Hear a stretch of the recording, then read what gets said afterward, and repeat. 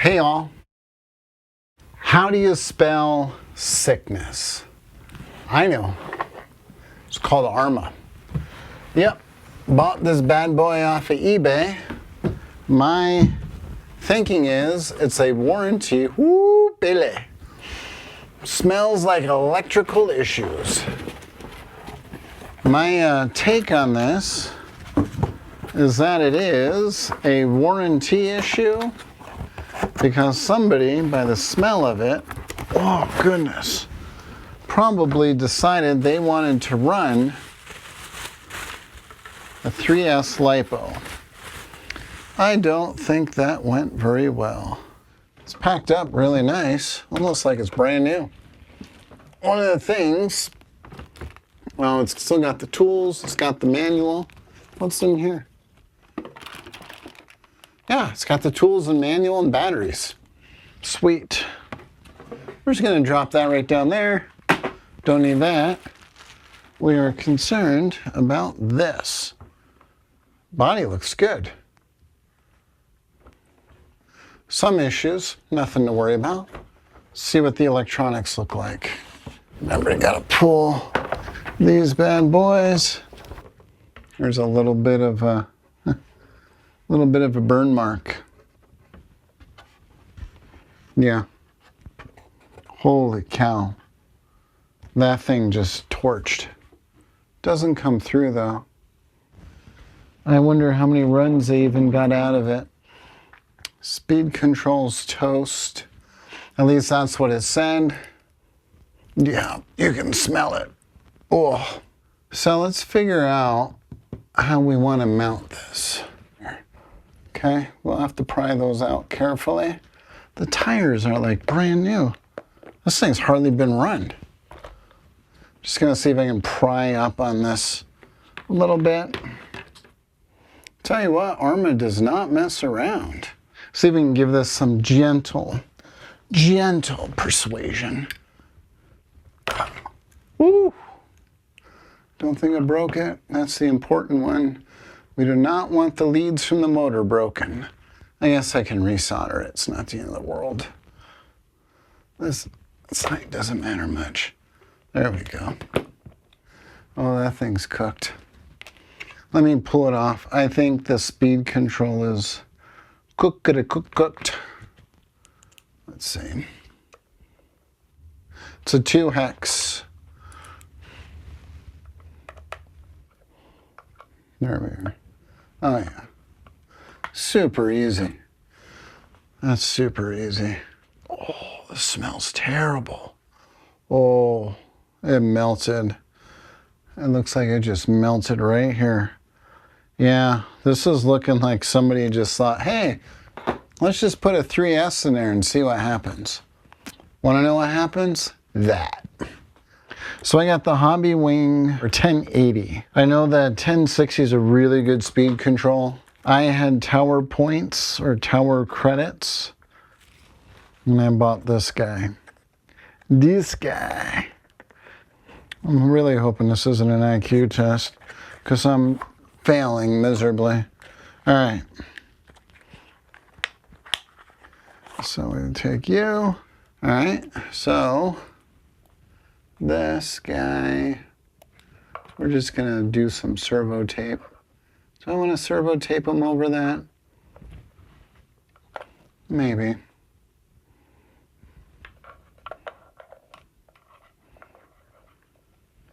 So we want to servo tape like so. I'm gonna go quickly solder a Dean's connector on. Turn you on. It's a good sign. See if we can get you in bind mode. Okay, so it says put receiver into bind mode. So we want to get you. Okay. So we do have the wheels reversed. Hopefully you unplug easier than you did. Yeah, I think that's going to work great. Right there. All right, so we get out the trusty old servo tape. We will have to run the battery through the bottom. That's okay. Yeah, the servo tape. Really sticky. I got this Tower Hobbies.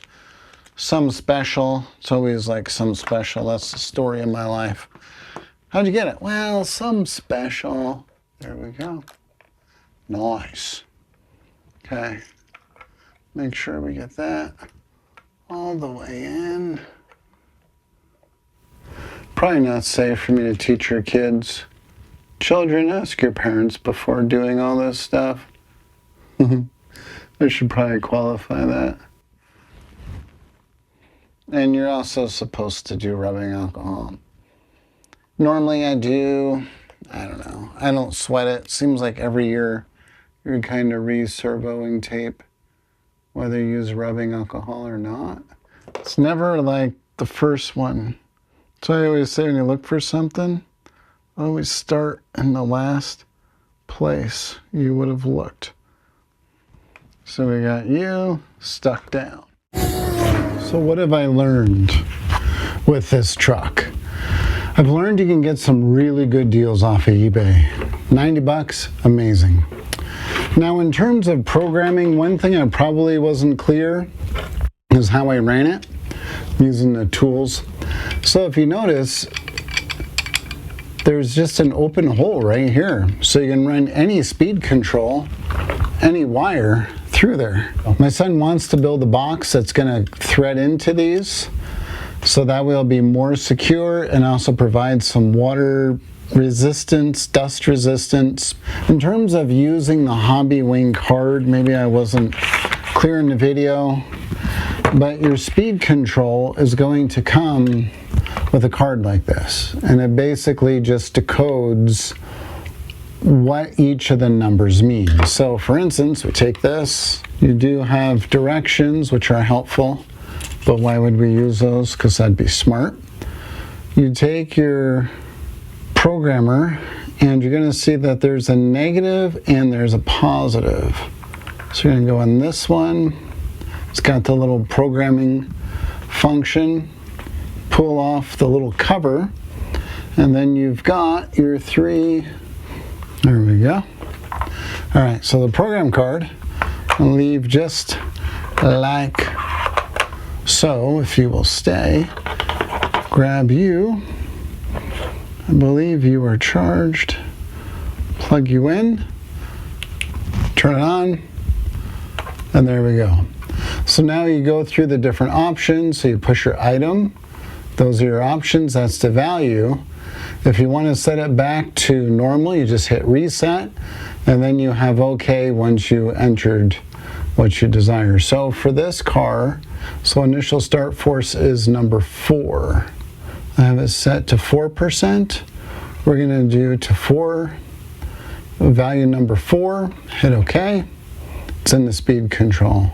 Oh, we could do 4 as real car.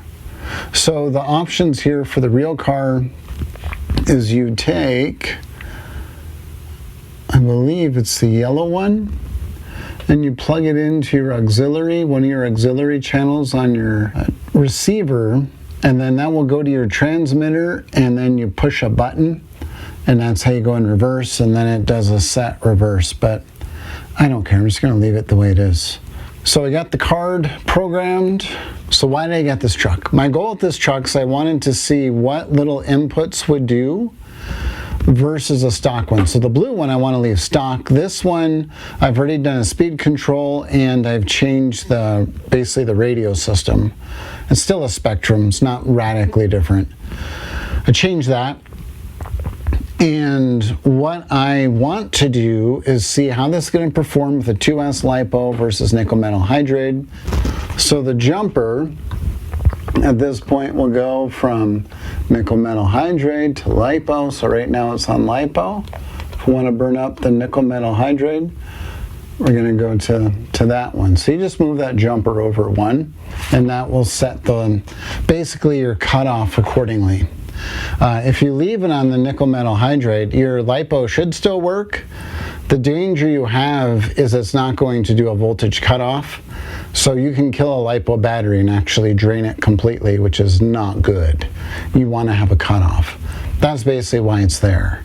So I want to see if I do the upgraded speed control versus the stock speed control, how much a difference that's going to make. So I want to do a 2S run in this and a 2S run in this. What I also want to do is I want to go up to a 3S and see how much faster a 3S is going to be over this. My goal would be, or is, to see how close I can get a brush truck to do 40 miles an hour. Don't know if it's possible. I think it can be with a 550 motor and the right battery and the right setup. I just want to see if it can be done. And I'm going to see how much faster this is going to be over this one. Basically, they're the same truck, same setup, same suspension, same gearing. So that's what I'm thinking. Just do some little scientific experiments, or at least that's what I'm telling my wife. It's not that I have an unhealthy obsession. I'm doing this for science. That's the goal. Or the plan for next video is to do some speed runs and to see how these trucks perform at speed. We'll see what happens. My prediction, I'm predicting this one on a 3S probably be close to 30 miles an hour. This one on a 2S, man, if we could get over 25, that'd be impressive. Possible, but we'll see. Again, we've learned you don't want to do a 3S on the stock speed control. It makes for very, very bad smells. And smoke. Smoke can be cool unless it's on fire. Then it's not cool. When it's coming from tires, that's funny. From speed controls, not so funny. Thanks for tuning in. I hope this video was informative. Remember to use social media to be social. Until we meet again, may the Lord's blessing and peace be upon you. Thank you.